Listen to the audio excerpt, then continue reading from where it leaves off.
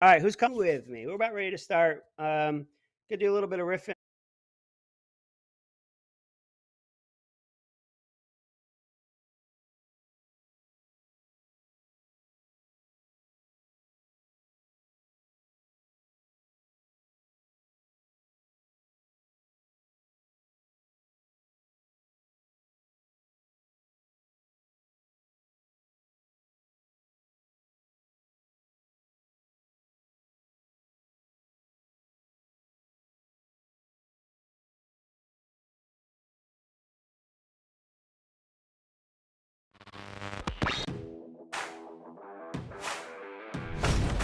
It is necessary to purge the establishment. What she's suggesting that churches do, a focus on That's not necessarily a good thing to start Yeah, with. but stating He it wasn't like around this. when we needed the greatest generation of the 30s or 40s or happen before the election because there's too many Republicans that are afraid that their wrongdoing is going to. It's unacceptable, and I'm not going to sit here, stay silent, and not call it out. I'm calling out their lies. Do they think that we are so stupid that we will not notice and find out?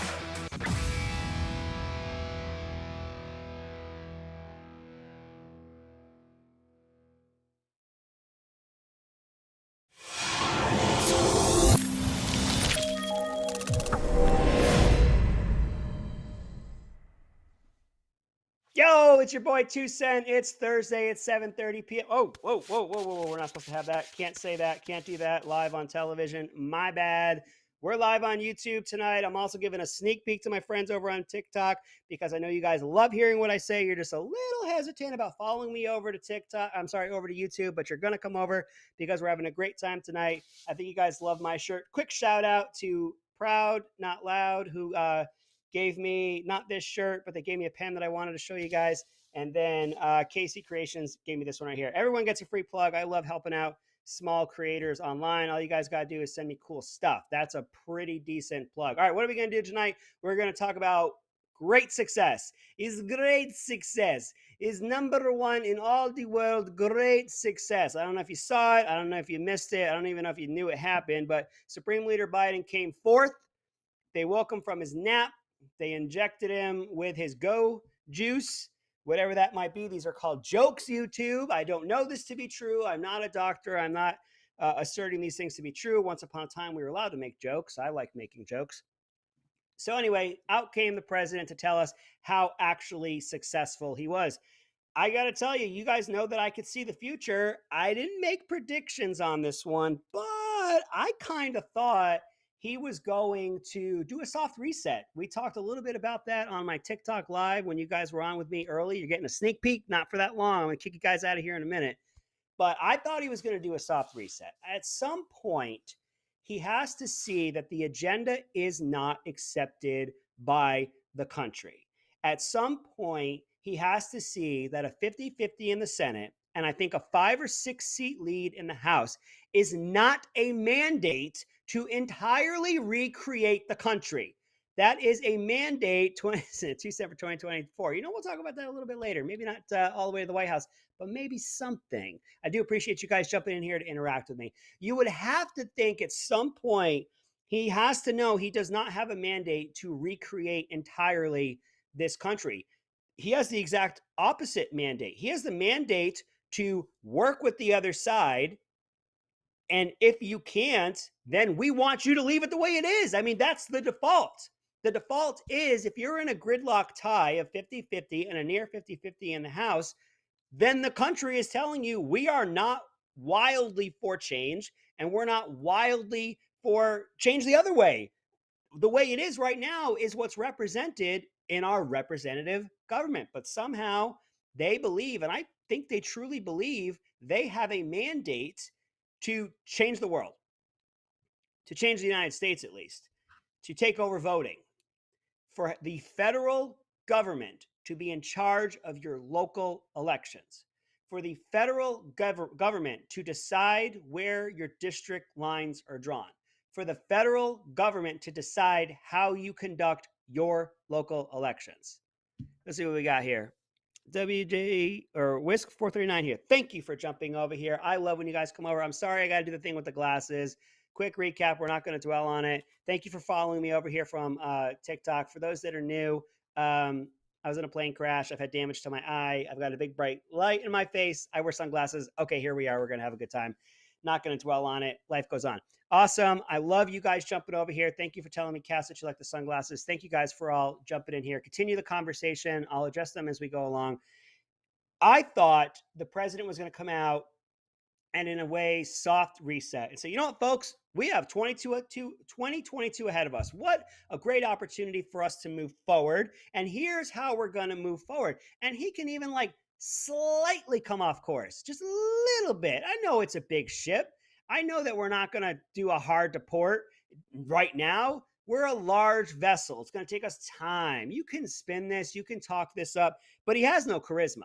He has zero charisma. He has no leadership. He's never been in a leadership position. He's never been an inspiring figure, which is why he's run umpteen times, 49, I think it's 49 times that he's run for president. He's been in office since before we had the Senate in the first place. Yeah, I think he was the first guy there laying the bricks.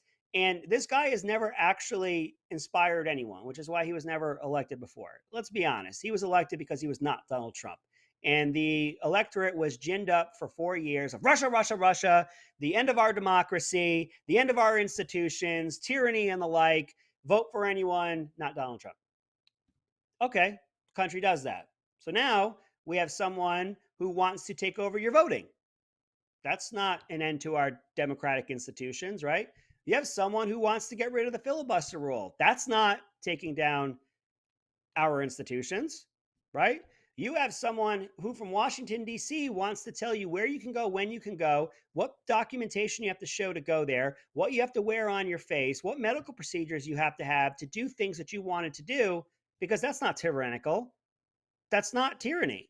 You have a the slimmest of majorities that we've ever had saying they want to tell you how to run your life. Nope, he doubled down on the rhetoric. You're absolutely correct.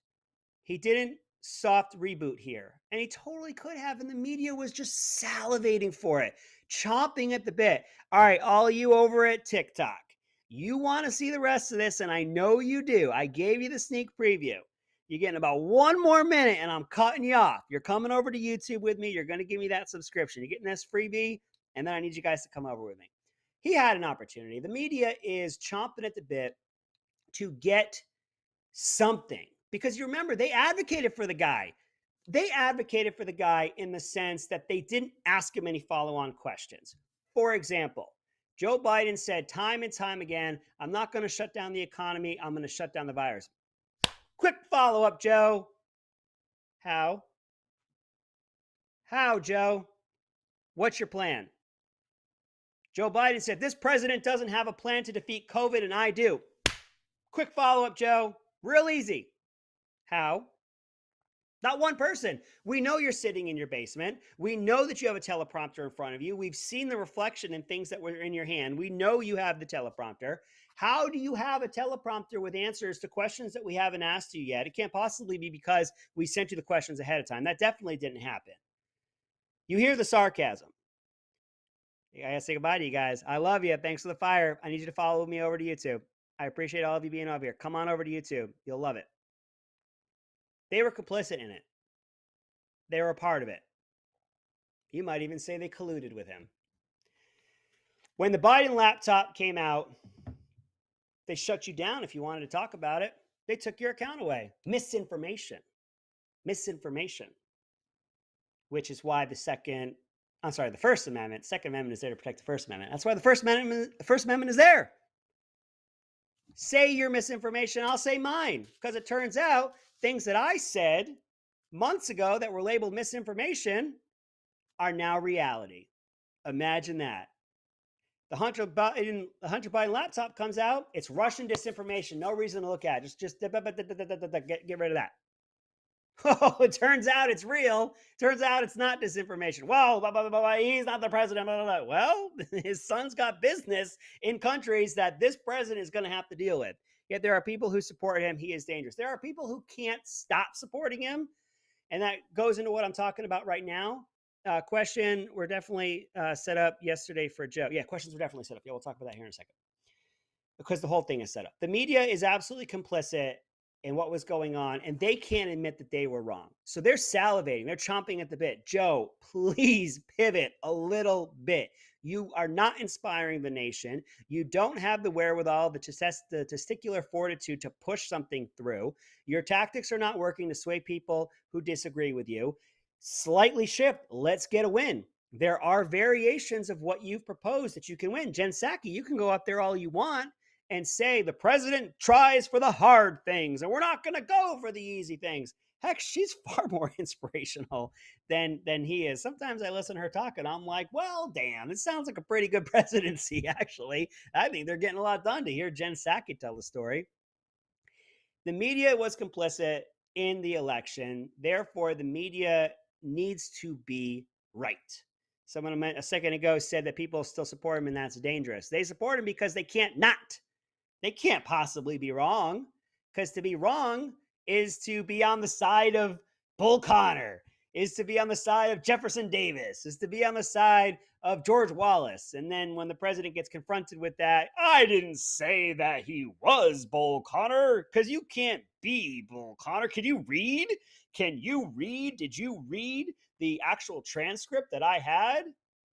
No, you didn't say, and I didn't say that you said that this person is actually Bull Connor. I said that they're like the people that voted with Bull Connor. Same thing. Same thing, dude. Same thing. And they can castigate you as much as they like, but they can't change, because then they would have to admit they were wrong. To admit they were wrong is to admit by default, Trump was right. You can't possibly have that. Ukraine got blindsided by a statement. We can talk about that here in a second, and we will. And I appreciate you interacting with me. Thank you so much. Make sure to give me a like, subscribe, send to your friends. Continue to interact with the content. It helps out a lot.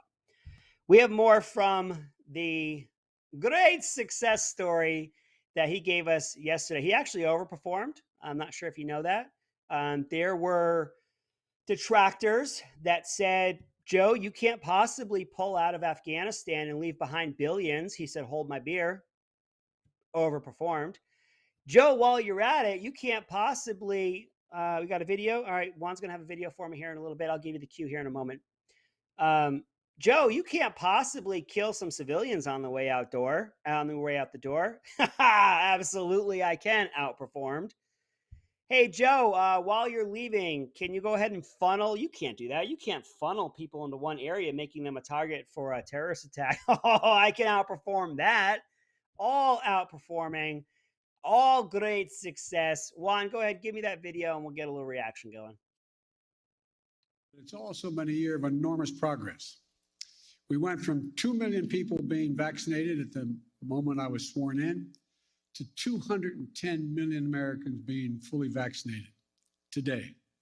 We created 6 million new jobs, more jobs in 1 year than any time before. The unemployment rate dropped to 3.9%. Child poverty dropped by nearly 40%, the biggest drop ever in American history. New business applications grew by 30%, the biggest increase ever. And for the first time in a long time, this country's working people actually got a raise.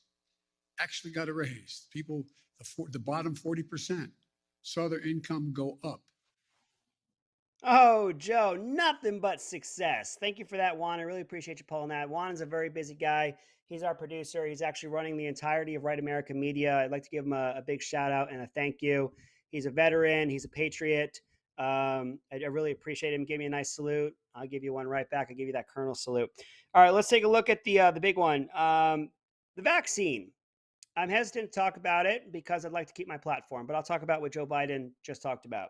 He went from 2 million people to 210, I think was his number. Joe, you only work on the vaccine. Joe, can we look at some other measures? Joe, can we look at the idea of risk mitigation? Joe, are we allowed to look at these things, or is it simply vaccine only? It looks like he doubled down on it. He looks like he's just full force ahead, vaccine only. You kind of hit your peak on this, dude. And there's other measures that we can take. There are ways that we can go forward. And I'm not talking about efficacy. I'm not talking about whether or not people should take it. I'm not even talking about the vaccine itself. I'm talking about your application of it. So don't take me down, YouTube. Your only vaccine. And people are done with you being only vaccine. People aren't as dumb as you think they are, Joe. They are not. They know there are other things they can do. They know there are things called risk mitigation. Joe, you created 6 million jobs? Created? You keep using that word. I don't think that word means what you think it means. Created, Joe. Created. So there was nothing that happened that increased the number of unemployed. There's nothing that happened before your election where we went from the highest participation rate that we've ever had in this country, where we had more jobs for Black, brown, and Asian and women than we've ever had before. Nothing impacted those numbers, Joe. You just walked in and just created these jobs from thin air, Joe. I know these reporters held you to task on that, or they did the exact opposite. I know that these reporters asked for you to be specific in what you did that specifically created these jobs. I know these reporters wanted you to be specific in the difference of created or the jobs came back. I know these reporters wanted you to be specific in the sense of, are these new jobs? Are these the old jobs? What is the worker participation rate? I know they did that, or no, they didn't, because you had your pre-approved list again. And why anyone believes any journalist anymore, or this administration at all, when he has a pre-approved list with pictures next to him, because there's no way he knows these questions ahead of time. There's probably a couple that have a pair and throw in a couple of questions that they didn't run through Psaki ahead of time. Why are they building a wall around the White House? You know, man, it's weird because it's like in the front of the building. And the fact that they're not talking about it, we talked about this last week. The fact that they're not talking about it is what makes it weird. Like, if there's a reason, could you just tell us? Because right now you're just leaving a void for us to talk about it and make it up.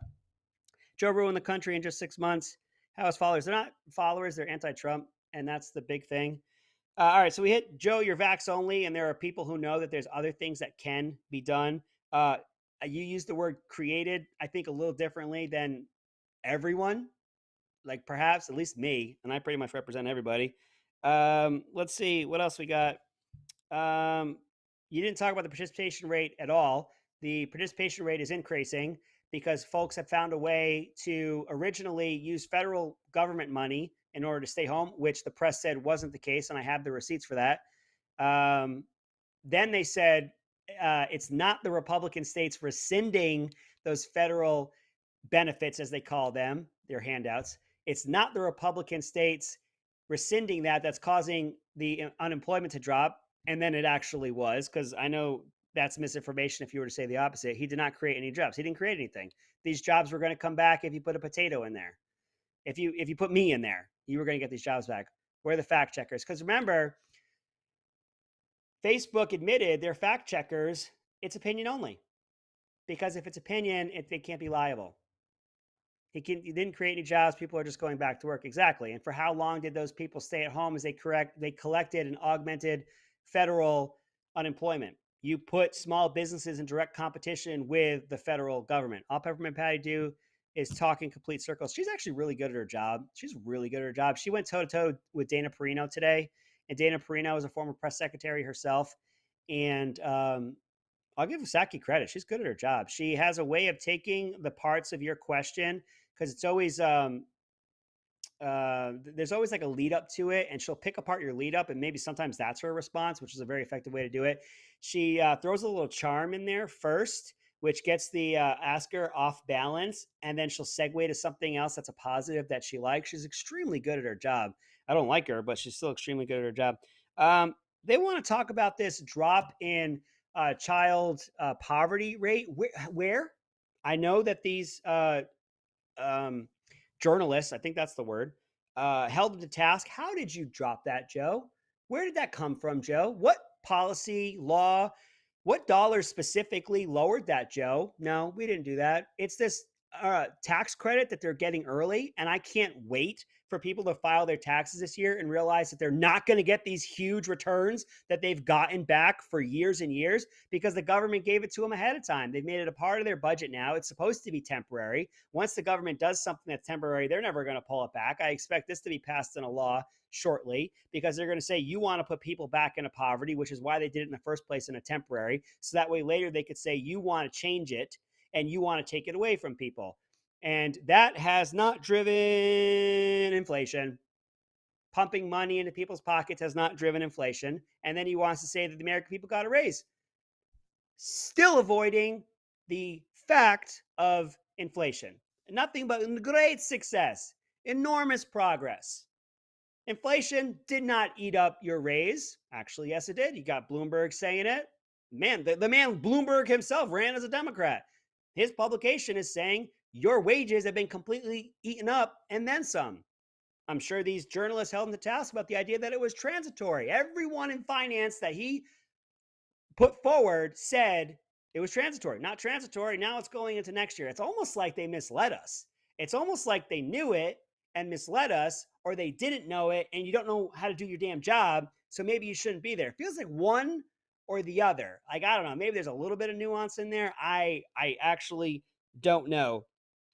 The printing of money was doubled down on. He wants to print more money because inflation is transitory. Inflation is going to go away. His printing of money, he has said, he has economists who have said it's actually going to lower inflation. I love it when they say economists say, and we all go, oh yeah, economists say, oh yeah, they're a lot smarter than I am. Oh yeah, economists say. Who? Who are these economists? Is it people that you've appointed? Is it people in your cabinet? Is it people that you've given money to for research? Is it people that you've supported in their campaigns? Like, who are these economists? Is it like the list of some 200 plus doctors that want Joe Rogan silenced online? And then it turns out a lot of these doctors are like PhDs in like education or an engineer or other people not in the STEM world at all. They're listed as a doctor. Are those the economists? I really always want to know. Economists say, or you said, Joe. Like which one is it? Because I kind of feel like it's you said. And we haven't seen the worst of the inflation. You're right. And it's going to get worse. I really appreciate you, George Pettit. George Pettit actually saw me at a red light this morning.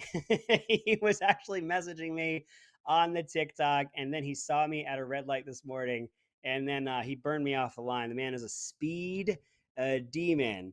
The way forward from here, it goes back to the beginning of the show when I thought that the president was going to do a soft shift, and then he could rely on the media to spin for him that it's not a shift, it's not a change, and whatever else is they need to tell the American people that it's all good, everything's fine, we're all fine here.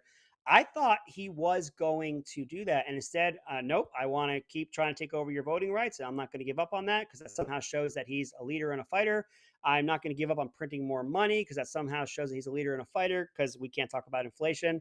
And then here's a big one, the Ukraine. I saw one of the greatest tweets I've ever seen from Ben Shapiro, who said, and he's paraphrasing, Joe Biden told the Ukraine, told Russia, you can go into the Ukraine as long as it's just the tip. I thought that was absolutely fantastic. That's basically what he said when he said he was willing to accept a minor incursion. Wow. I don't think you were supposed to say that out loud, Joe. I can only imagine what your communications team was doing in that moment.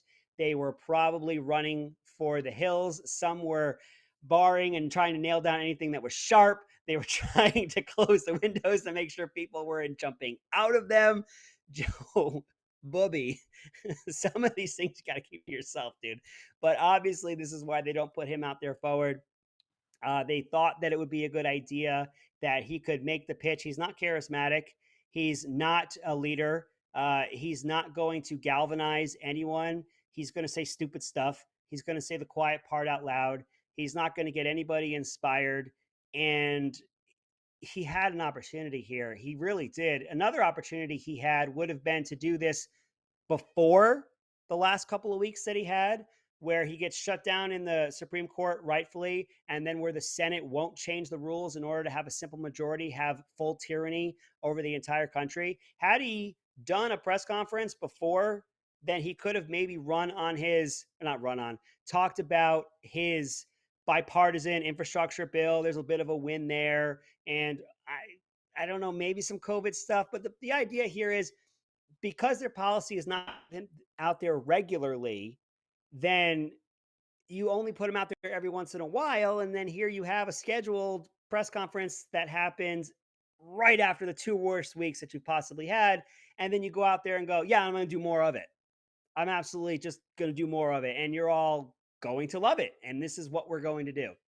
I don't think that's what he should have done, but this is where we're going. It's funny how he doesn't want to talk about the border. So it wasn't him.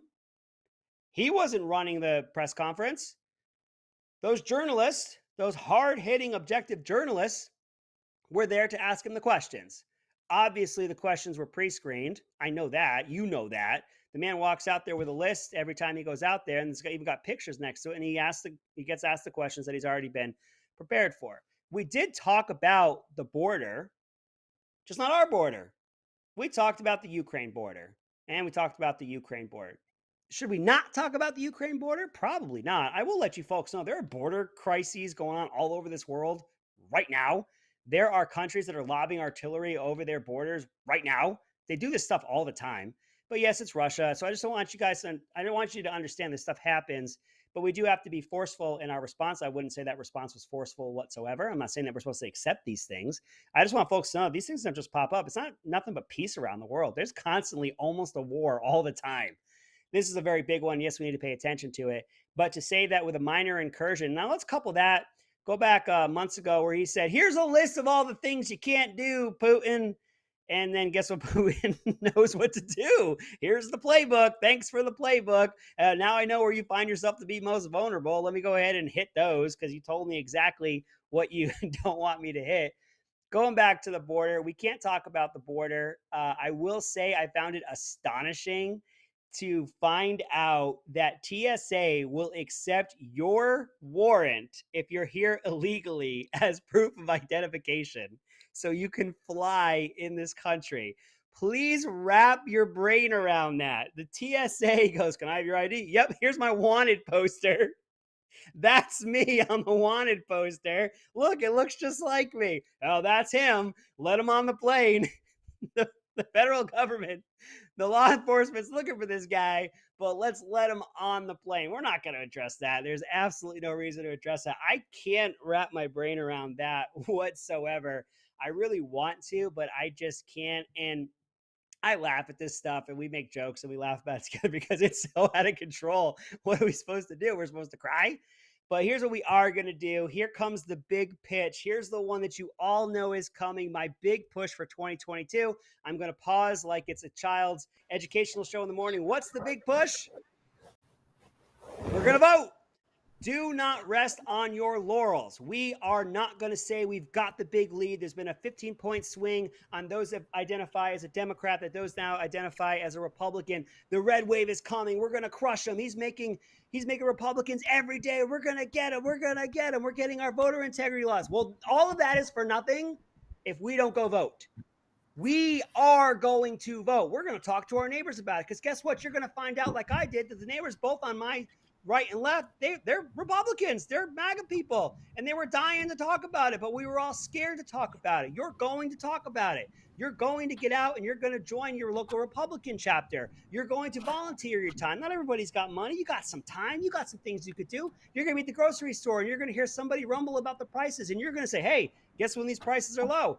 Under Republicans. And here's a Republican that I support in the local area. Boom, done. You just turned your vote into 2 votes. And we're going to do that again. And we're going to do that again. And we're going to get out and vote. We're not resting on our laurels. The only thing that Biden has actually created is not jobs. He's created Republicans. And that is a fantastic thing. But we're not going to rest on our laurels and say that we're just going to win. We're not going to do what Hillary supporters did when they got complacent and believe the media who said, don't get out and vote, Trump supporters. Hillary's already won. They had the actual opposite effect, and Hillary supporters sat at home. We are going to get out and vote. This is absolutely going to happen. Juan, I see I've got a minute left. I see I've got my next show behind me. Are we ready to give a plug over to My Pillow? You ready for that? We are sponsored by My Pillow. The My Pillow guy gives us a sponsorship. You guys can run over there and use our promo code RAM, RAM, Romeo Alpha Mike, if you like. Get over there for some great products. I've got a My Pillow pillow, which is a little weird. I got some My Pillow sheets. They're great. They're comfortable. We love them. We're glad that he gives us an opportunity to be sponsored. It makes me feel kind of cool, other than the glasses. We started off with this. Maybe we can have a little fun, do a little magic trick. Who's coming after me? A good friend of mine, far better than me, far more intelligent. She has a great show coming up next. KSoK, who is deep in enemy territory of the Pacific Northwest. I see you here. You've been watching me for a while, making me very nervous. How are you tonight? Doing well. How are you? I'm really great. I could see your guest in the preview, and I'm so used to being in this room by myself, and I'm like, I have an audience. He's paying attention. Is he laughing? Did he think that was funny? So I saw him chuckle a little bit. It gave me a little bit of feedback. Oh my gosh. And I love the shirt. That is fantastic. This was sent to me from a follower. My followers might be better than your followers. Maybe, but I probably. think so. Tell, Well, you know, my tell thing, us who I your don't give guest my is tonight. out. Oh, I did We a have P.O. Harry box. on. I know. I need to get a P.O. box. I do, because I would get some cool stuff like that. But yeah, we have an amazing guest coming on. We have Harry coming on, and we connected through Instagram, and he's in the textile industry. But we're going to go in a really cool direction with his knowledge. And so it's going to be a really interesting show. So I hope everyone hangs on for it.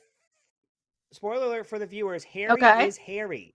I can see the man right now. He has a beautiful beard, and I think he has a bit of a caged beast trying to free himself from underneath here, and I'm not angry about it. KSoK, I'm going to get out of here before I turn away all of your viewers. Thank you to everyone else who saw me tonight. KSoK, on to you. Oh, thank you so much, sir. Oh, I just enjoy his presence so much. That is hysterical. He caught me with Harry as Harry. But who doesn't love a hairy chest? Who doesn't love a beard? Come on, it's masculinity at its finest. So thank you for that, Keith. Welcome to KSoK Uncensored. We do have an amazing guest coming on. Yes, his name is Harry, and yes, he's a little bit hairy, and good for him. Gonna have some good conversation, but I just want to bring something up. I mean, can we just give a round of applause for that 9-year-old girl that was arrested by the NYPD Oathbreakers for going to the Museum of Natural History and not furnishing a vaccine passport?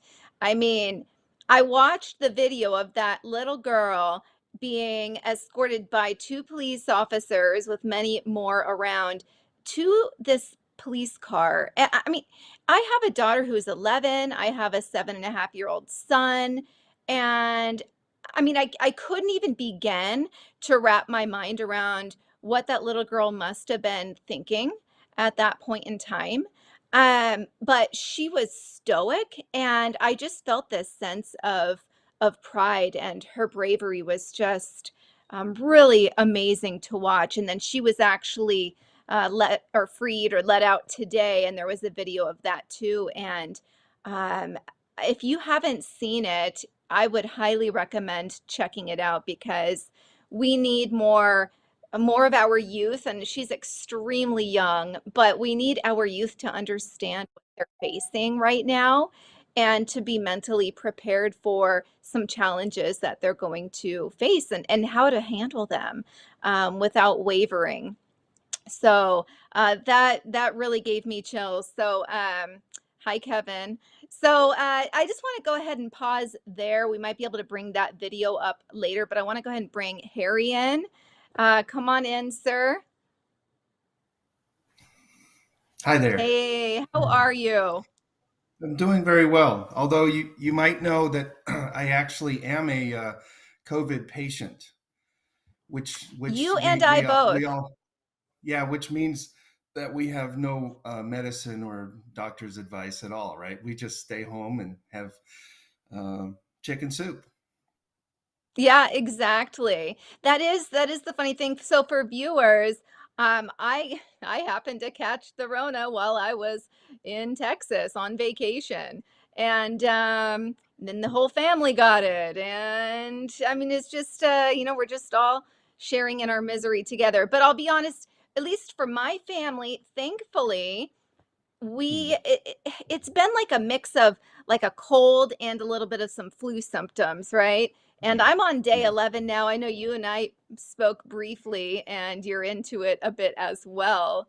Um, and we thought it was important to share that with you guys because I feel like there's so many people that, including like I was fearful a bit, right? Like you just don't know how it's going to affect you, and it affects everybody differently. And there's always that the unknown is scary, right? What you don't know, you're going to be afraid of generally.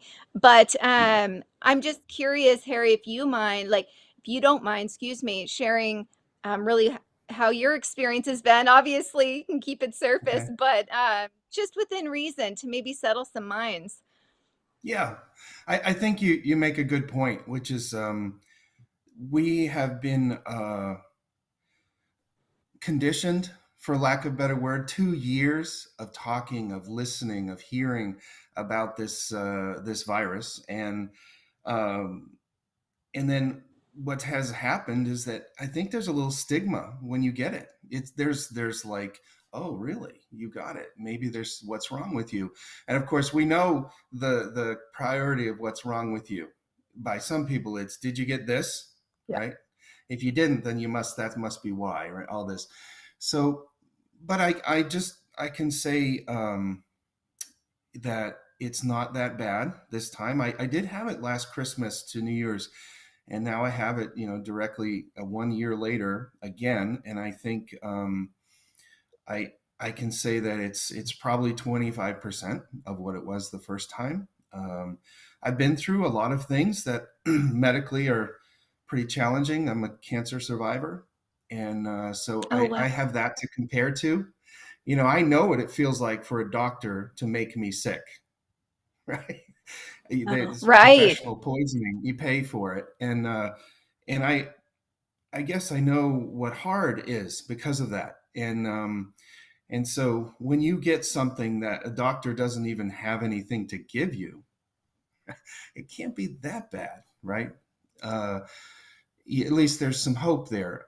My hope is that anyone who gets it isn't too afraid. That there's a lot of reason to be hopeful when you do get it, and that it's just some days from now, and I won't have it most likely, and so this time it's just a simple, like I get what called a morning temperature, morning fever, like 99 and a half to 100. And then I get, I take a very easy nap. It's not hard to nap. Yeah, no, it's not. It's amazing. It's almost like a gift, right? But I've been sleeping well. I don't have a sore throat. My wife had that before last week. She had pretty bad, upper respiratory or always coughing type thing. I don't have much of a cough either. So let's say I'm doing pretty good. Well, that's so good. It's funny. I totally what I've been my approach. Wow, tongue tied here. It has been really focusing on the symptoms. Like, let me manage my symptoms, not the label, because it's so quick. It's so easy and it's so quick for a lot of our brains to go, I've got COVID, right?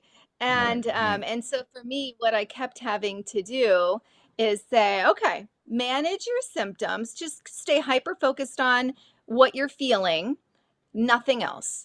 And that's helped me just feel really calm, I would say, for the most part. And that's right.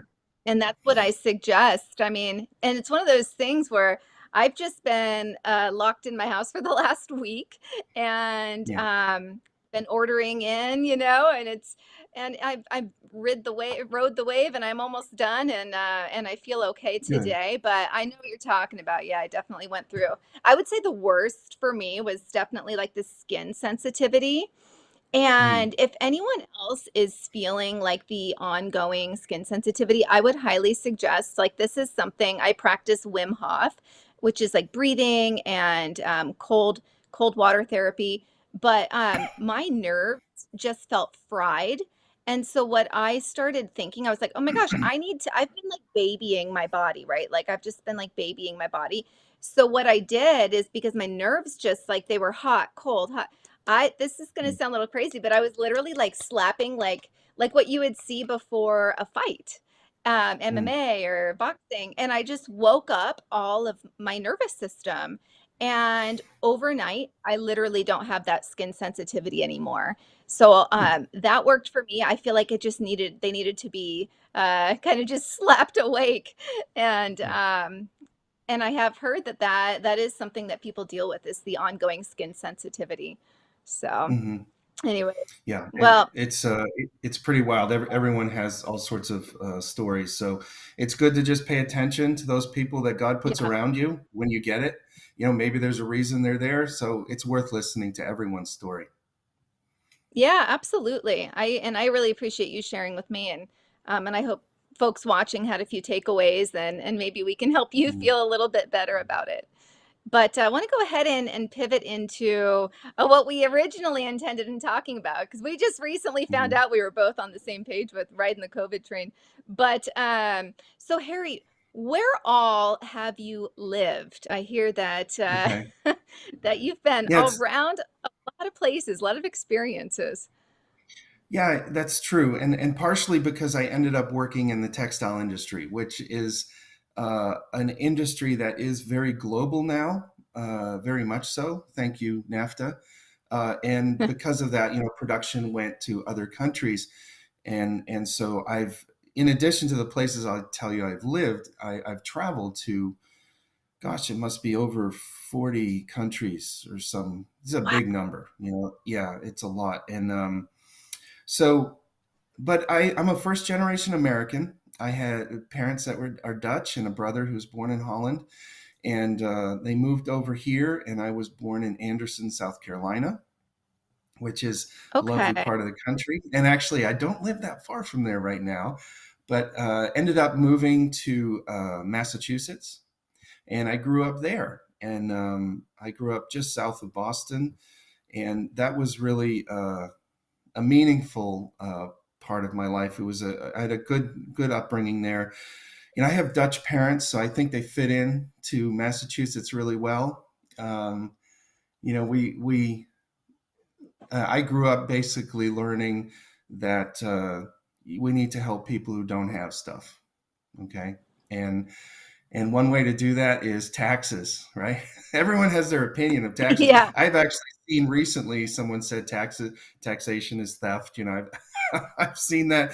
I get it. I think I understand what they mean by that. Yeah. I'm okay with getting roads and things like that. But you know, socialism is what it was over there, and I think that I Right. kind of so I learned about all that, and you know, grace and mercy for others, that kind of thing. Although right now there's not a lot of grace and mercy going on in the Netherlands Right. right now, and so it shows that stuff is all fun and games until someone is afraid, right? Fear Right. changes everything, and so after Massachusetts, I moved, and I had a son who was born in Salem, Mass. I lived in Salem, which is really cool. Nice. Um, I ended up in Boston. When you have children, you move slowly away from the city. You have to get a Yeah, bigger I can house. totally get You that. move further away. There's probably a Yeah. linear relationship. So I ended up in Haverhill, Mass, on the border there and of New Hampshire, and did move down to Bucks County, Pennsylvania, for a job after I got my MBA. And after people get their MBA, you're supposed to get another job, right? That's what people Right. say. Everyone's desperate to make more money. If Right. someone would just tell us in the beginning that it's not really your income that's the problem, it's your debt. And my gosh, Yes. if people just understood that you can live with more cash than most people with huge houses if you just don't spend more than you make. So, anyways, Right. there's my I know, such a 2 cents. concept, right? Uh, and now I can't really say because I ran for the money too. So then I took a job and moved to the Houston area in Texas, near the water on the southeast side in League City, Texas, and it's a wonderful place to be. I learned to love Texas. That is where Jesus met me. And so that's Oh, a big awesome. part. Yeah. And I had a lot of good jokes. When I first got on Facebook, my friends back in high school said, "Did you have to go to Texas to find Jesus?" I said, "Yes. Yes, indeed, Yes, I I did." did. I hope others, if that's why they go, I hope that was a good thing for them. And then after 12 years or so, I had divorce. I went through cancer treatment. It was pretty remarkable experience, to almost die and all this thing. Be told you're going to die. This Yeah. interesting thing about cancer hospitals is everyone in the waiting room will die if they don't get treatment, barring a miracle. It's a Wow. very strange reality, right? You're sitting in a waiting room with all these people, and we all have a death sentence, right? Wow. So that was amazing experience for me. Moved after some time. I got married to my current wonderful wife, and we have a blended family. And we moved to Waco, Texas, where I lived for the last almost 4 years. We had a hope and a dream to build a textile production, a textile facility in Waco, somewhere in the middle of this really dense population between Dallas, Austin, and Houston. There's over 24 million people living, and that location is growing every day with people from everywhere yeah. else, right? And so we did have that dream. It didn't happen there, to no fault of anyone in Waco. We had a lot of help from everyone there. The community was very good. And then moved here to Eastern Tennessee, where I live now, near Cleveland, Tennessee. We moved here because our church is here, and we decided, in the last 2 years, I think there hasn't been a person alive that hasn't wondered, am I doing the right thing? Am I ready? Right. What happens when the electricity goes out? What happens if some problem occurs? We're all used to a few day events like hurricanes and these type of things, but are we used to the government telling us we can't have our job open? We can't go to work. Right. We're not used to that. And so No, we're not. I think, and in the textile industry, we like every industry in this whole world has responded to what's going on. And the textile industry in particular were tasked with figuring out these early on. They called them, I talk with retailers and brands quite a bit and try to help them make better products like apparel or whatever it is. And early on, there was this thing called confidence building apparel that was needed. People were worried that you and I wouldn't go to the store because we're so scared, right? And that has turned out to be not the case. So that was, we all had to do something, everyone. And then of course, what came up was masks, right? Why not? Isn't that a great idea, right? Wait, so what's a confidence? I'm confused. What's confidence building apparel? Sure. So you had a point where they closed the stores. And so that's never happened to people in our lives. So the average person doesn't know what that means. What do you mean you close the store? Well, we close the store because you might get sick. Am I going to get really sick? Yeah, you might die. Right? So, okay.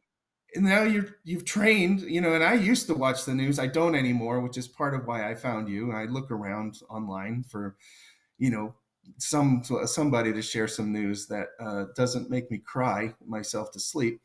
And I think, yeah, although I don't want to go to bed angry either. Okay. So I know. Can we all we have to pick one. I just choose to laugh these days. I'm like, let me find somebody who makes me laugh, like, before bed. So laughing is it's great. tough Yeah. though. Yeah. I think that's why we all watch Seinfeld again on Netflix, right? We all do that. Seriously. If you're in my age group. Exactly. So I was watching Reno confidence 911 before I went to bed. So consumer studies, the brands, the retail stores, it's not like it's already hard enough, right? We've been buying from Amazon, we've been buying online for a long time. The Mm-hmm. retail stores were struggling already with people Right. coming and spending time. And what happens is there's a recognition of the more time you spend in a store, the more likely you're going to buy something, this type of thing. So what was being considered is maybe we should have masks or gloves or something that will help protect these people, both from other people and from, at that time it was like maybe the surfaces are covered, right? So it was like Right. the board was building, you know, on the walls, and Yeah. and that was being considered. But I like to say that Americans, they, as soon as the stores open, they jump back in, and I honestly feel like Right. that's a big sign of hope, that people aren't really that crazy. They're not that Yeah. afraid. You know, you still want Right. to go buy some clothes, and so. And you know, of course, the secret to where the men's clothes are in the store, because they know, What? if you've seen a track of where a woman walks in the store, it looks like a, you know, a video game of somebody going through the woman walks through the entire store Right. It's because they true. want to see everything. They're smart shoppers. The men, they walk into a store generally, anyways. This is of course percentages here. They know they just want a pair of underwear, and they go right. They have to go to the back of the store. We've learned that a long time ago. Men have to walk for their stuff. We got to go all the way to the far corner. They make That us makes do that. sense. I'm like visualizing my favorite store, and yeah, that's about how it is for the men's. Yeah, and they know how many people take a right turn when they walk in the door. So the stuff that's immediately to the right, I think it's like 85% of us go to the right. And That's so, I love all anyways, that it's stuff. interesting. I think it's so So interesting. yeah, so these businesses, in a time in the industry, you know, I'm part of the industry. I'm part of the American Association of Textile Chemists and Colorists. It's not something you hear every day, but we are a small and proud group. It's actually the largest professional network of textile professionals in the world, and AATCC. Textile people love to talk, by the way, and they can't make small abbreviations. So AATCC is what you got. As good as you get. Yeah. Yeah, and there's other groups as well. AAPN, IFA. You know, there's quite a few organizations that represent each part of the textile industry. And what we know is that if a business is down 5%, 5%, 10%, it was a disaster, a total disaster. Right. There are companies that were shut down for months, right? You couldn't get in the stores, and they were down 50%, 60% in sales, some 80%. Wow. You don't, that doesn't, you don't come back from, there's no, like, you can't give people checks and then help a company that needs to make $5 billion, right? Right. It doesn't, yeah, you got to just keep them open, right? And, Yeah, you exactly. know, Well, I even heard, and you probably were impacted by this too, or you're at least aware, that there was a national foam shortage for quite some time, and that like furniture, hmm, furniture made to order was way backed up, like 8, 9 months. yeah. Um, Sounds like that's somewhat rectified itself, but I mean, it So, impacts, people don't realize it impacts yeah, a huge amount of people, huge amount of businesses, employers. yeah. It's So nuts. It's what comes absolutely to nuts. mind when you think of foam? It's very light, right? It's mostly air. Right. When you put stuff in a big container over in Asia to ship here, are you going to want to put something that's dense, heavy, and get paid more money for it, or do you want to foam? Bingo. Bingo. And you'll notice toilet paper, it's light. You need to, I mean, how many bags of toilet paper go in a truck, right? Versus cans of beef or something. Right. And the grocery store people have been honest about it. They say, you know, we do put a spot for things like toilet paper or foam or what, you know, things that are extremely light, but they need to put food in these Right. containers. And so containers have gone from being like $3,000, $4,000. I heard that they went to $16,000 each just for the shipping, Oh my just to goodness. rent the. That's insane. So yeah, and we don't want to pay more than $10 for our t-shirt, right? So it's Right, hard. exactly. So I'm curious, where did your passion for textiles come from? That's a great question, because we have a joke is, you're in AATCC or you're in my industry when you don't know what to tell your neighbor what you do, right? Every time Nice. you tell your neighbor what you do, it's a different story. And Yeah. I actually went to university, North Carolina State University College of Textiles. They have it's the largest college of textiles in the world. And so I actually went to university and learned textile chemistry. My major was Bachelor's of Science in Textile Chemistry, and it was a dyeing and finishing concentration. So I have done what I went to school for, which is Hey, there you go. yeah, it's sometimes unique. It's really a trade. Yeah. So when you leave that school, you Yeah. really are useful immediately to factories or That's mills. awesome. Yeah, and I recommend it to people who are really looking to learn a skill that we're going to need to know. So anyways, before I jump into the reshoring U.S. Textiles, I would say that that's where it came from. I was actually at a different school, which I didn't do well in. I was doing chemical engineering.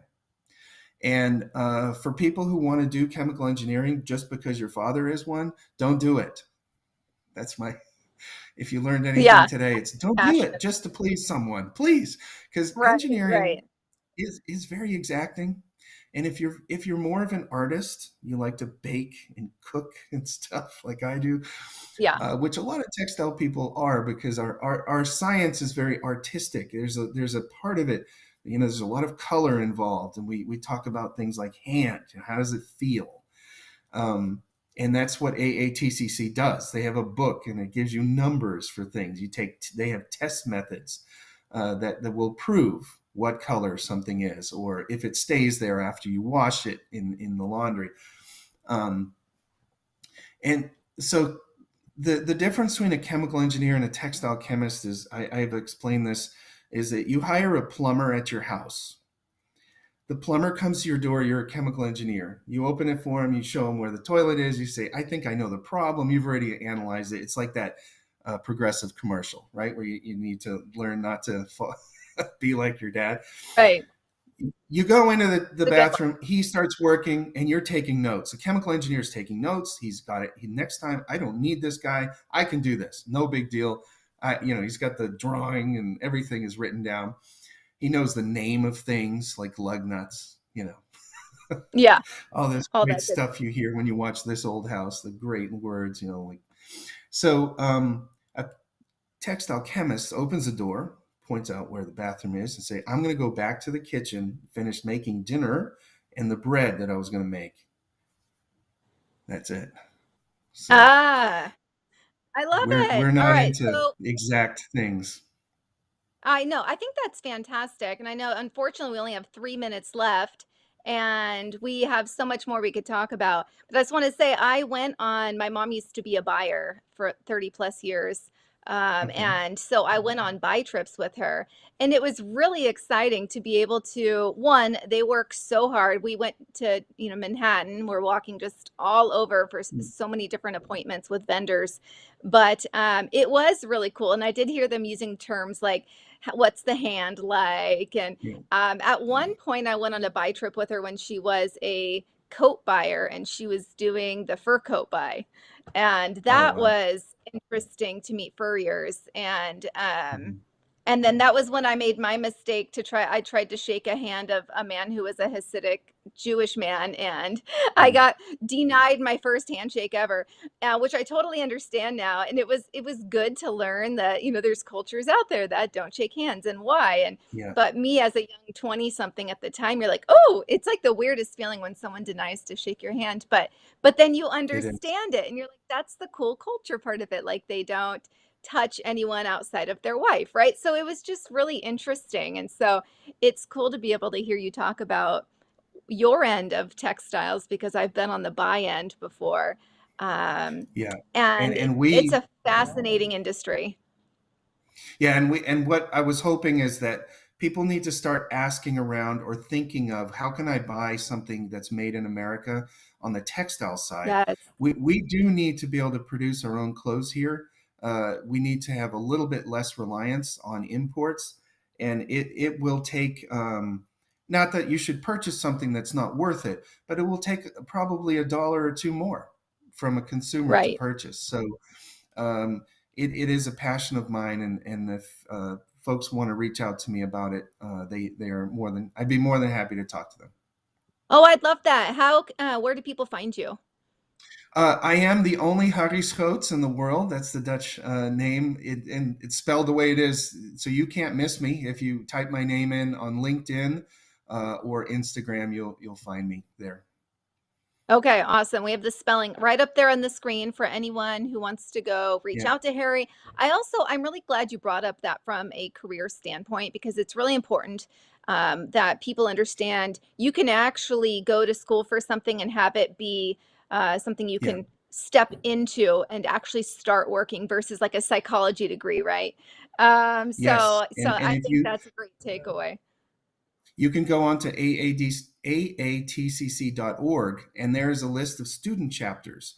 And there you'll find about 20 schools around the country that actually have programs like merchandising or product development in the apparel space. I love that. Thank you so much for coming on. This is a really interesting show, and a little different than what we've done before, but I really like that. It's a new take on what we can discuss on this. It doesn't have me. I needed a break in that, Harry, and I appreciate you coming on, even though you're not feeling 100%. Yeah, So it's fine. I And there's a appreciate you. picture of a guy, if I'm pointing in the right direction, the My Pillow, he has succeeded in producing textiles in America. So they There happen you to be go. square, they're pillows or things, but Yeah. I'm proud of him, and I have his products in my house too. So I think he's a great example of what I was trying to talk about. I love that. I love that. That is a perfect Yeah. tie-in. Thank you so much, Harry, and we will be in touch. And you have a wonderful Thank you. evening. All right, thank you. All right, love that, because he's right. Here we go. We have Mike Lindell, My Pillow. As you guys probably saw, he has banks dropping him right now just because of who he is. So let's support him. If he needs support, it's now. We need to support him right now, and we have a discount code RAM.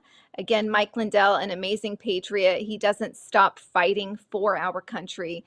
And he does produce a lot of his stuff right here in the US. So check him out, you guys. And thank you so much for tuning in. I will see you next Thursday.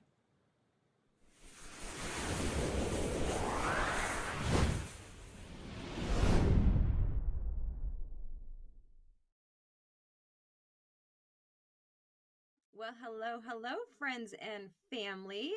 You are watching the Elsa Kurt Show, which I'm pretty sure that makes me Elsa Kurt, unless I've got amnesia or something, but I'm Elsa Kurt. How are you guys? I am doing great, and I have a great guest today. I'm so excited for you to meet her and listen to her. Her name is Courtney Giles, so we're going to get right to that.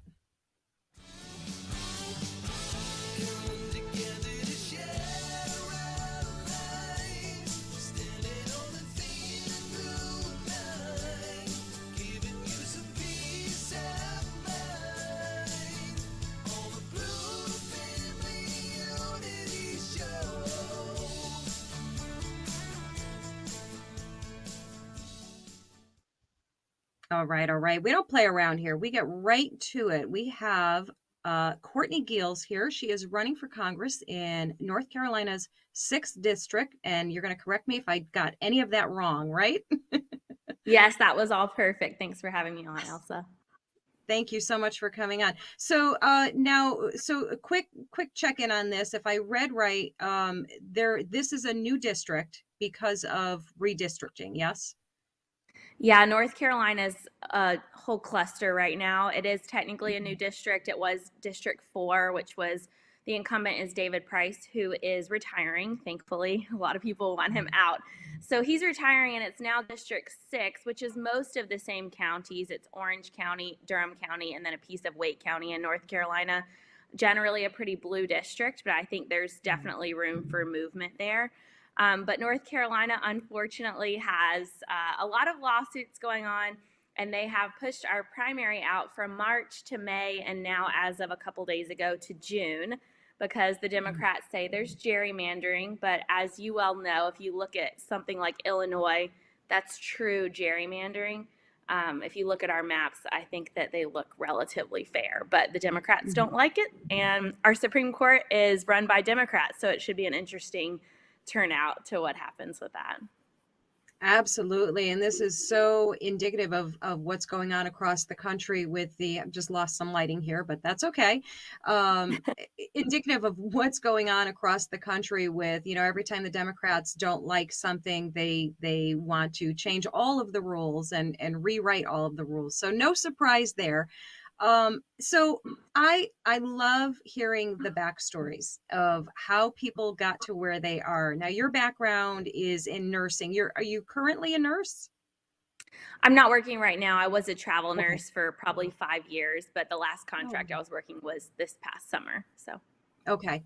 And so nursing, politics, not quite the same lane, right? So what was the trigger? What sparked the, you know, that this is the moment, that right now is the time that I need to do this? What was it for you?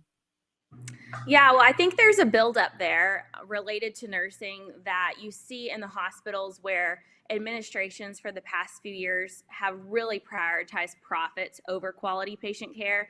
And I've seen that in a multitude of examples at my job where something that administration, a decision that they make is directly affecting how I'm able to give quality care at the bedside, whether that's staffing, whether that's materials, whether that's hours. It's just really, or even teams that they've cut out that were really helpful to quality. That was kind of something that was really starting to get at me as really a patient advocate, which is what all nurses should be. I really can't stand bad patient care. And so I've seen this trend in the hospital that way. And now I would say in the past year, maybe even 2 years, there's this trend where the federal government is making similar decisions from a high level and making executive orders and laws that directly affect our quality of life on the ground. And they're made from so high up that these people are so disconnected with real life that they don't even know how to make decisions for real people. And we need to bring down that power of the federal government. And I would say that's like the overarching theme of the buildup. But backstory that I'm guessing you don't know is my husband, kind of a long story, but he ended up being the lead data expert on the Trump versus Raffensperger case in Georgia with election integrity. So we were seeing real data.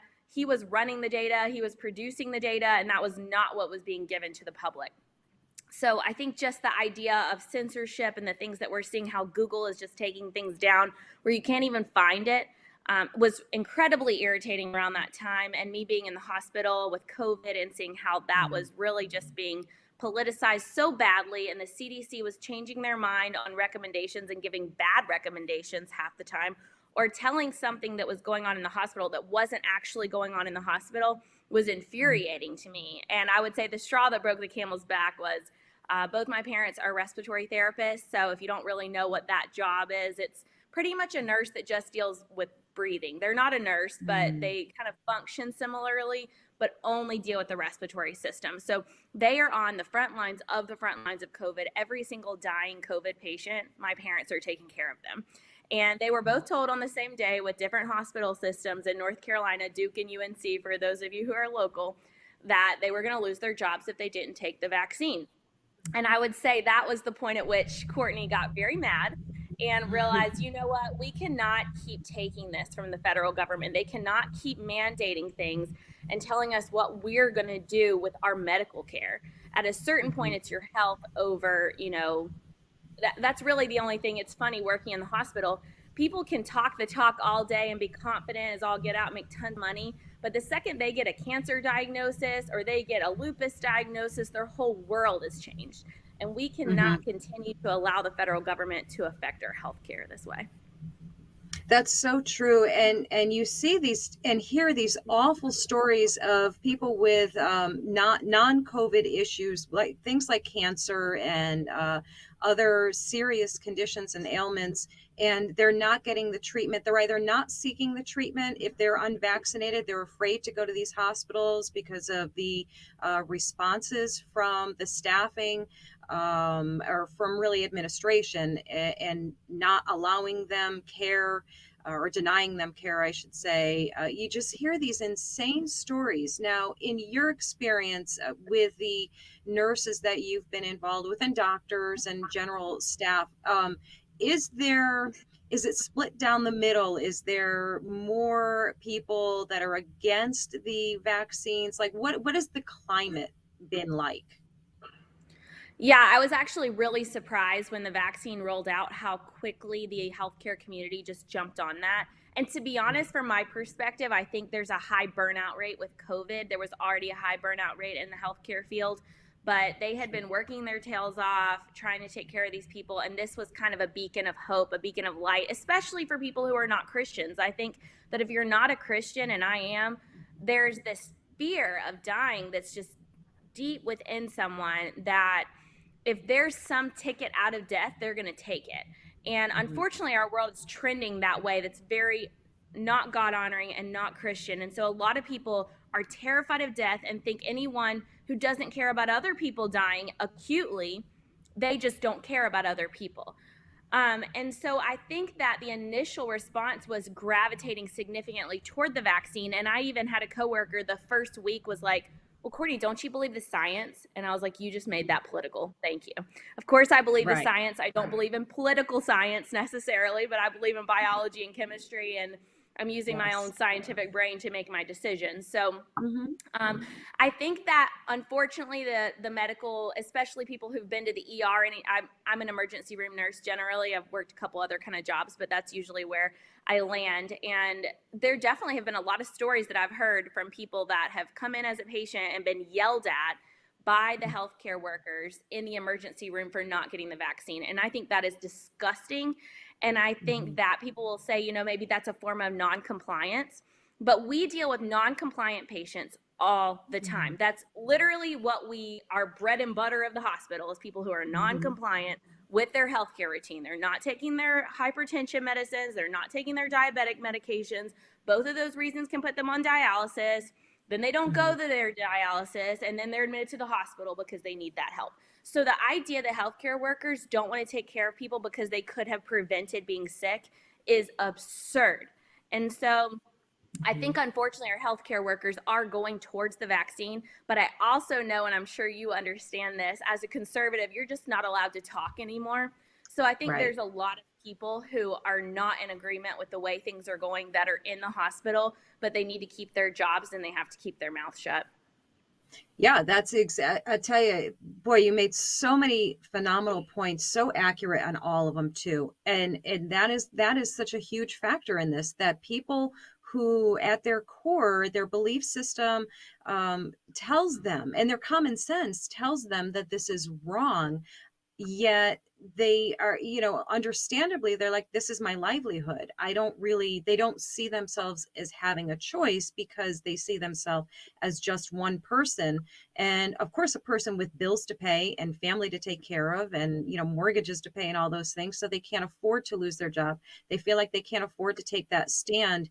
And that is truly is appalling that people are sacrificing their values and their health, really, for the sake of going along because they feel like they have no choice.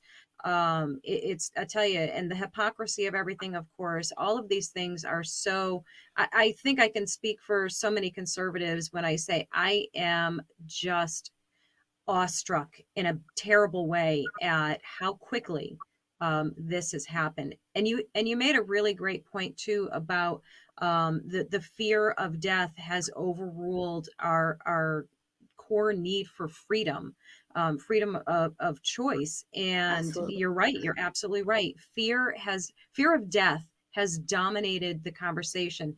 And the people who masterminded this, they are brilliant in the most evil way. And it's terrifying. And I have to thank you and people like you who have decided to really, truly step up and say, not on my watch. I'm not going to allow it. It's incredibly brave because your opposition is huge. Mm-hmm.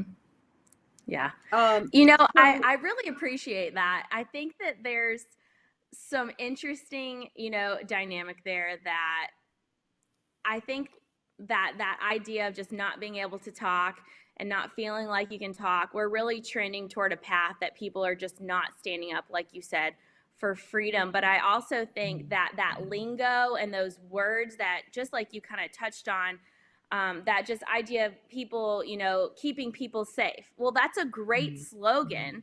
And you Sure. know what? There's also this idea of, you don't want to die. Okay, well, let's play off of that for a second. Do you also want to, when you actually do have a heart attack, like you said, or you do have colon cancer, or you actually have something, I had a job before COVID, I joke, my husband's an accountant and I'm a nurse. He works and he doesn't actually work in taxes, but he could work in taxes, and I technically work in death. And that's the only ultimate thing that never stops is death and taxes. And so, when it Right. comes to hospitals, it's like they are just going down, down, down when it comes to quality and when it comes to staffing. And what people don't realize is they think this COVID vaccine is the end all be all. Well, guess what? You're going to lose so many healthcare workers. You've already lost so many healthcare workers. They're starting to put people in roles that are not qualified. They're putting brand new nursing grads. This is a true story. I'm not going to tell you who told me this because I don't want to get that person in trouble, but they have brand new nursing grads who have been trained very quickly in the ICU, and these are in top level hospitals, who are now training new grads in not in the emergency room. I'm sure that's happening too, but in the ICU.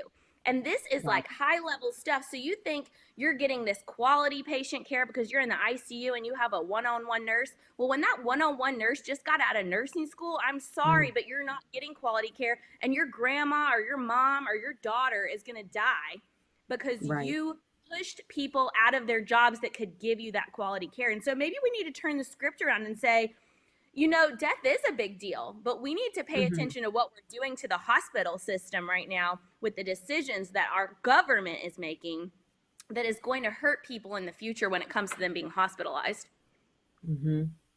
Absolutely. It's just incredible, and it's so mind-blowing. And of course, you just touched on it that, the irony of ironies here is that they fired healthy, good nurses and staff, hospital staff, because they were unvaccinated.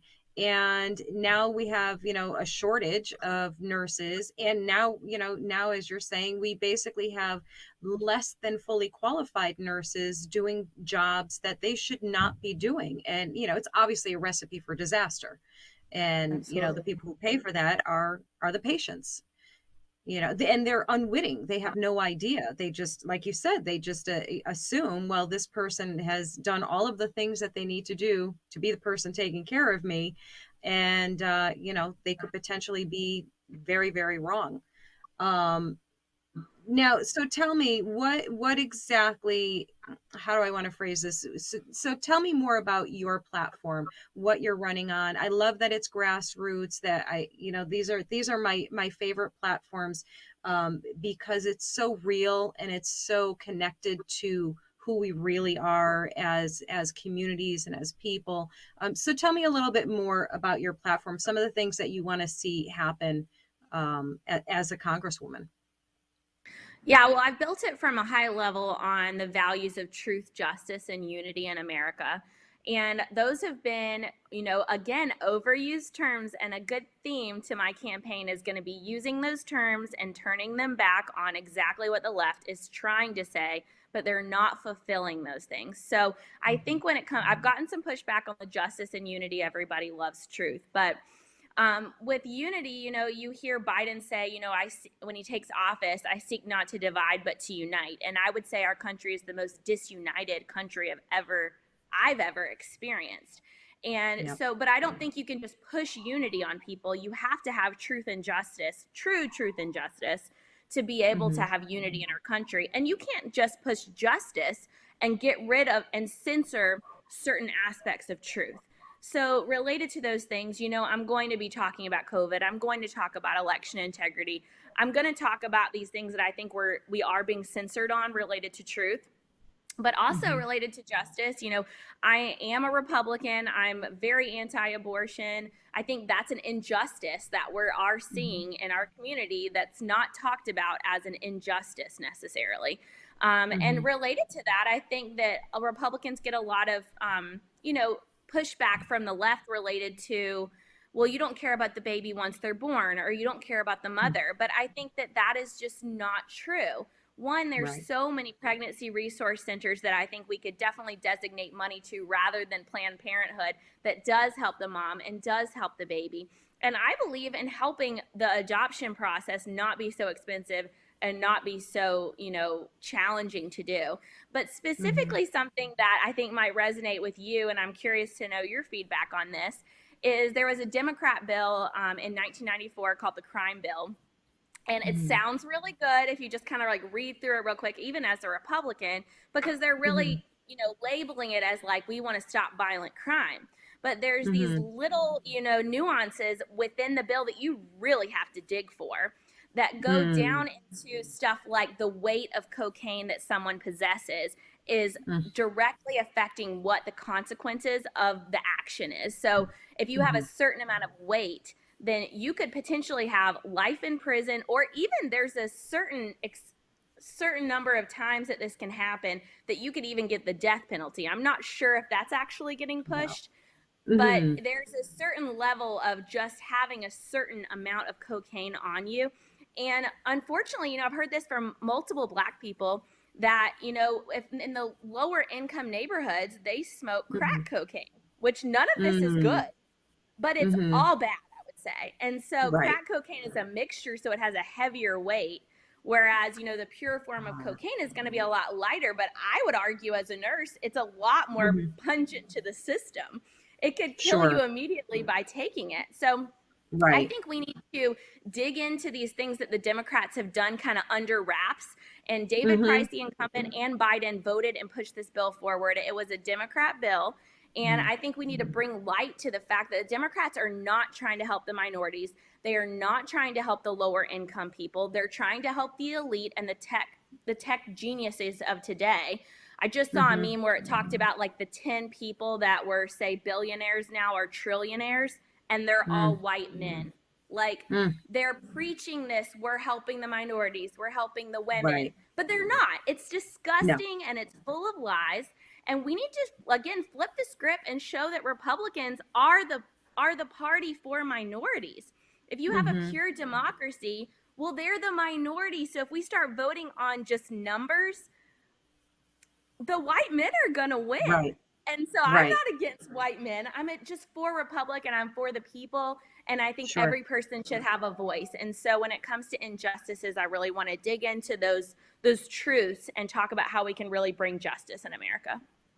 Oh, that is so appreciated and so needed. And, once again, I find myself like nodding so hard, my neck is going to break, because I agree. I agree with you so much on what you're saying. And, what people keep failing to realize is what we've been saying for quite some time here. If you look at all of these cities that are in absolute peril,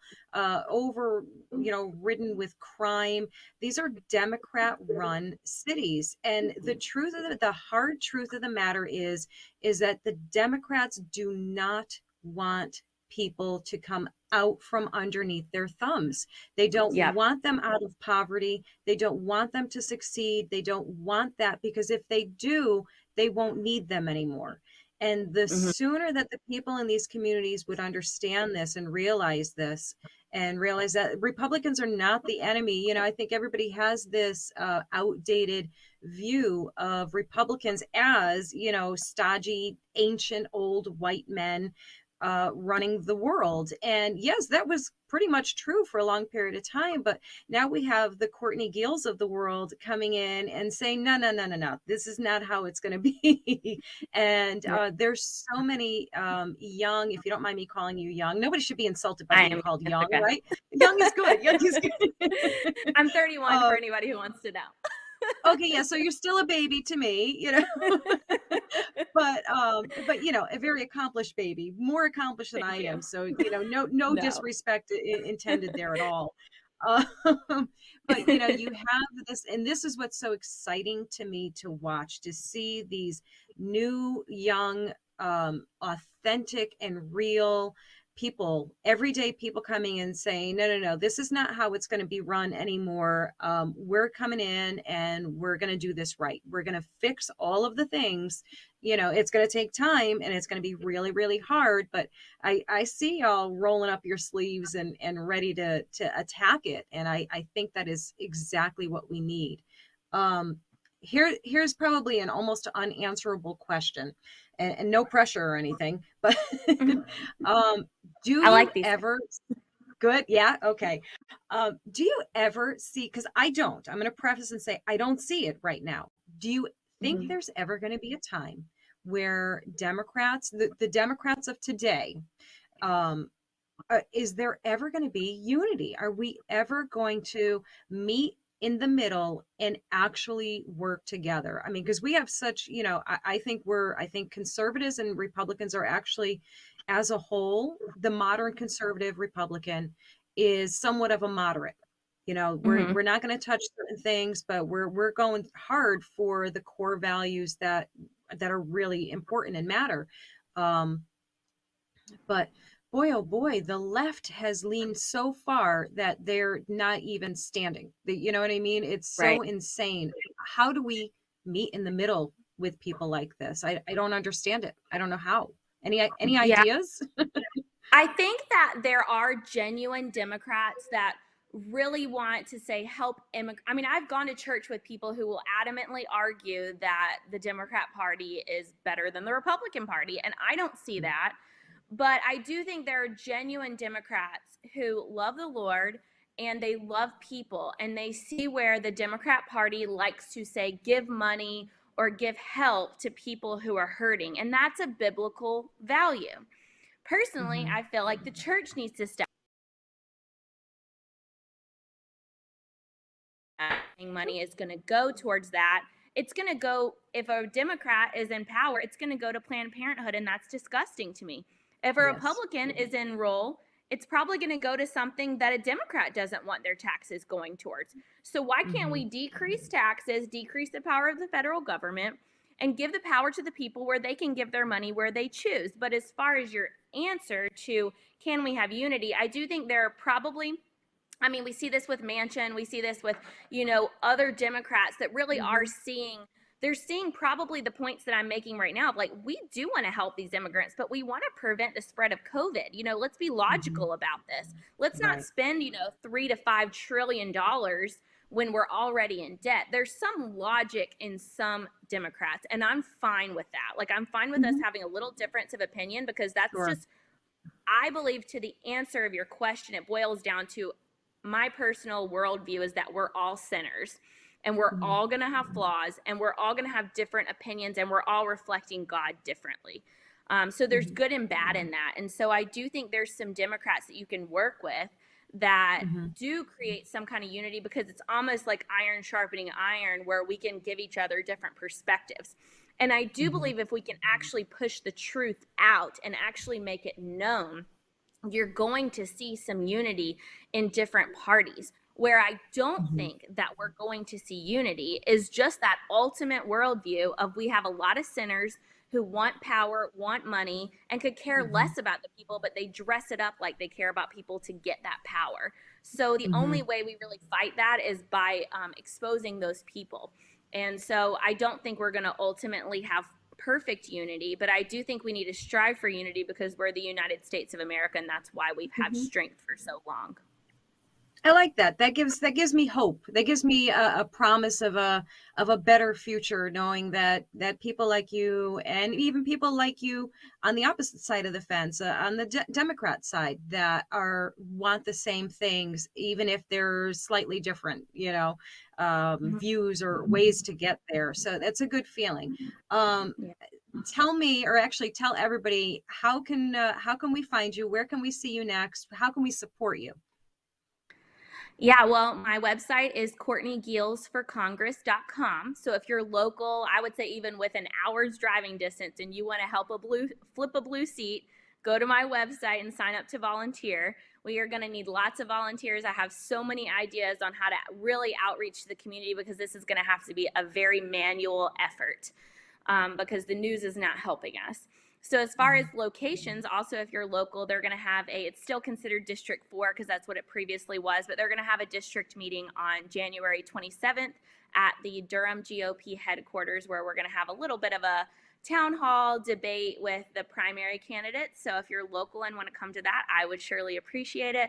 But also, if everyone that's listening can follow me on social media, on everything, Twitter, Instagram, Getter, I am at Courtney Geels, and then Facebook, it's Courtney Geels for Congress. So I really appreciate the time, and I hope we can work together to flip this seat and, bring unity back to our country.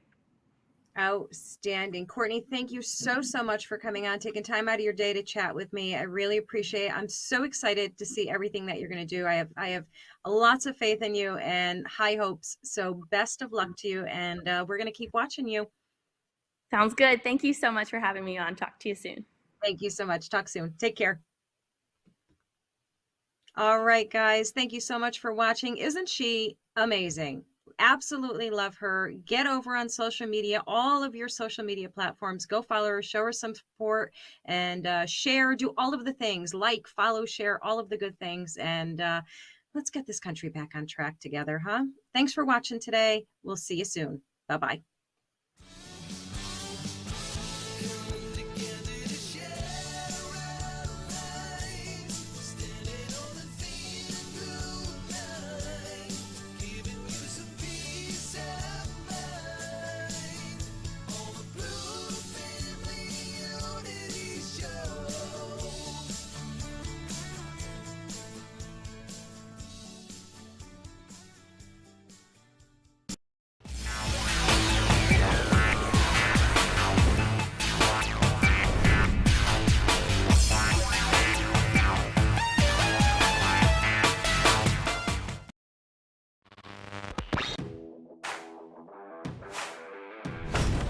It is necessary to purge the establishment. What she's suggesting that churches do, focus on. That's not necessarily a good thing to start Yeah, with. they're stating It it. wasn't around when we needed the greatest generation of the 30s or 40s or. It happened before the election because there's too many Republicans that are afraid that their wrongdoing is going to. It's unacceptable, and I'm not going to sit here, stay silent, and not call it out.